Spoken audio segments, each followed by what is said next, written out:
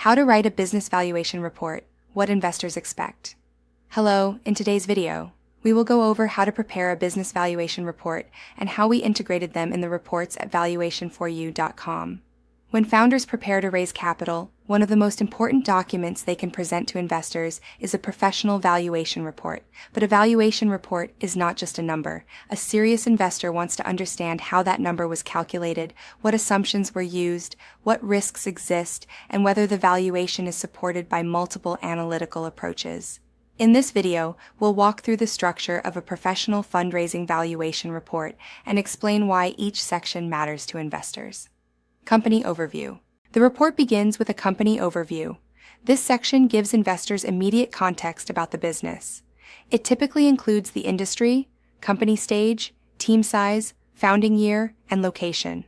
In this example, the company operates in the software and cloud computing sector, is currently at Series A stage, employs around 35 people, and is headquartered in Dublin.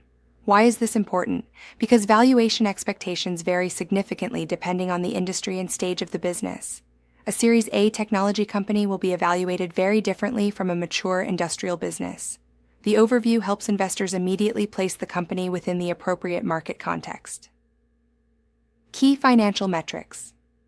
The next section focuses on the company's financial performance. Investors want to understand both the scale of the business today and the speed at which it is growing. Typical metrics include revenue, annual recurring revenue, monthly recurring revenue, customer numbers, growth rates, margins, burn rate, and cash runway.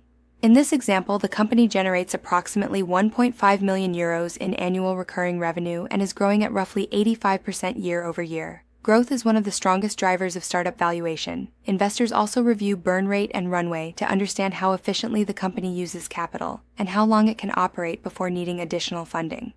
These numbers help investors assess both opportunity and financial discipline. Valuation summary. Next, the report presents the valuation summary. Professional valuation reports rarely present a single number. Instead, they present a valuation range. In this example, the weighted average valuation is approximately 6.3 million euros, with a range between roughly 5.4 million and 7.3 million. Why present a range? Because valuation is influenced by assumptions about growth, market conditions, and risk. Providing a range creates a realistic framework for investor negotiation. A single number can easily be challenged. A structured range supported by multiple analytical methods is much harder to dispute. Unit economics. For technology and software businesses, investors pay close attention to unit economics. Unit economics measure whether the core business model is financially sustainable. Key metrics include customer acquisition cost, customer lifetime value, retention rates, and payback periods. In this example, the company spends approximately 5,000 euros to acquire a customer while generating roughly 27,000 euros in lifetime value. This produces a lifetime value to customer acquisition cost ratio of roughly 6:1. A strong ratio like this suggests the business model is scalable and economically viable. Healthy unit economics often justify stronger valuation multiples. Growth and operating efficiency. The report also evaluates operational efficiency. This includes metrics such as retention rates, sales efficiency, burn multiple, and the Rule of 40. The Rule of 40 combines growth rate and profitability. It is widely used by software investors as a quick indicator of financial health. If a company's growth rate plus its profit margin equals 40% or more, it is often considered financially strong. In this example, the company's Rule of 40 score exceeds 50%, indicating strong growth relative to operational performance. 5-year financial projections. Investors also want to understand the company's long-term growth potential. This section models projected revenue, customer growth, and recurring revenue over the next 5 years. Projections are not guarantees, but they provide insight into the company's strategic plan and expected trajectory. These projections are also used in several valuation methodologies, including discounted cash flow analysis. Management team investors often say they invest in teams as much as they invest in products. This section of the report examines the leadership team. It highlights founder experience, industry background, technical expertise, and previous achievements. In this example, the leadership team has more than 45 years of combined experience building and scaling enterprise software companies. Strong management teams reduce execution risk and increase investor confidence. Market analysis. No company exists in isolation. investors need to understand the market opportunity. This section analyzes the total addressable market, the serviceable market, and the realistic market share the company could capture. In this example, the total addressable market is estimated at approximately 15 billion euros. Large and growing markets are attractive because they support long-term expansion and potential exit opportunities. Competitive landscape. The report also examines competitors and the company's positioning within the market. This includes identifying direct competitors, comparing revenue multiples, and highlighting the company's competitive advantages. In this case, the company differentiates itself through proprietary artificial intelligence technology and enterprise partnerships. Demonstrating defensible advantages helps justify higher valuations. Product traction shows whether customers actually find value in the product. This section reviews metrics such as customer retention, product usage, system uptime, and user engagement. Strong traction signals product market fit, which is one of the most important milestones for early-stage companies. Risk assessment.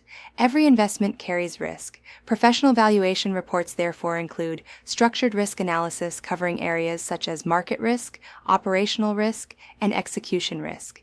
Investors want to understand what could go wrong and how the company plans to manage those risks. Transparent risk analysis builds credibility and trust. Valuation methodologies. This is one of the most important parts of the report. Instead of relying on a single valuation formula, professional valuation reports apply multiple independent methodologies to triangulate a defensible valuation range. Different methods evaluate value from different perspectives. For example, discounted cash flow focuses on future cash generation. Market multiples compare the company to similar businesses. The venture capital method evaluates expected exit value. Asset-based valuation measures the value of underlying assets. Startup-specific models such as the Berkus method and scorecard valuation adjust for early-stage risk factors. In this report, 9 different methodologies are applied. When several independent approaches produce similar results, the valuation becomes much more credible. This process is known as triangulation. It allows investors to review the company's value from multiple analytical angles rather than relying on a single assumption. Investment perspective. The report also provides an overall investment assessment. This includes risk level, confidence in the valuation analysis, and a suggested investment horizon. For example, the report may indicate that the opportunity is appropriate for investors with a 3 to 5 year investment horizon and moderate risk tolerance. This helps investors evaluate whether the opportunity fits their portfolio strategy. Understanding the report. The final sections explain how to interpret the report. Investors are encouraged to focus on valuation ranges rather than single numbers and to consider the confidence levels associated with each methodology. The report also highlights assumptions, limitations, and recommended next steps for both investors and founders. Transparency is essential in professional valuation work. Final thoughts. A professional fundraising valuation report does far more than estimate a company's value. It combines financial analysis, market research, risk assessment, and multiple valuation methodologies to create a structured and defensible valuation framework.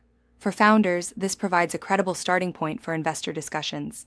For investors, it provides the analytical foundation needed to evaluate risk and opportunity. If you want to understand how these valuation models apply to your own business, you can explore professional valuation tools at valuation4u.com. And if you found this walkthrough helpful, subscribe for more clear guidance on business valuation and financial strategy.